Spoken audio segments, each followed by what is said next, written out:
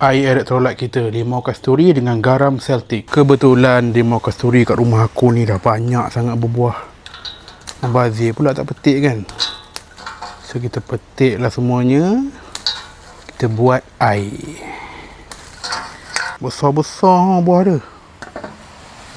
Banyak pula tu. Limau kasturi ni khasiat dia banyak. Khasiat dia sama dengan lemon lebih kurang. Sebab dia buah citrus kan. So ini hasil kita petang ni. Jom kita ke dapur. Senang. First basuh dulu buah ni. Buah ni dah bersih pun. Hari-hari kena hujan. Tapi basuh dah lagi kan. Dan ambil bot. Pisau. Potong dulu.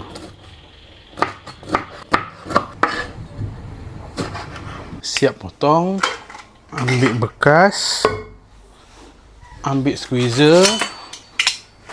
Ini squeezer untuk lemon. Pakai limau pun boleh. Kalau ada, kalau tak ada limau tu. Basuh sikit. Siap basuh, buka macam ni. Letaklah limau.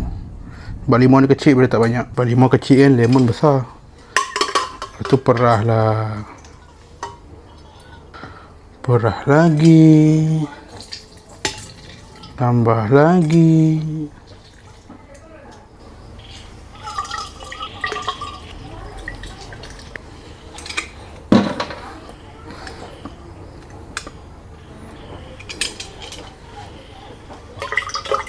So ini hasil perahan dia kita dapat. Ini bahan seterusnya, Celtic salt. Pastikan yang original.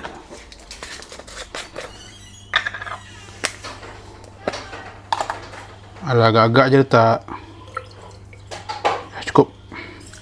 Ini elektrolit kita bagi kita sentiasa bertenaga sepanjang hari. And then masuklah air koko. Air kowe ke, tak korang lah. Dah penuh.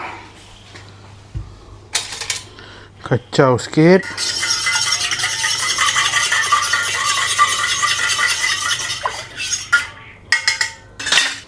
Ambil ais. Tuang dalam cawan. Dah siap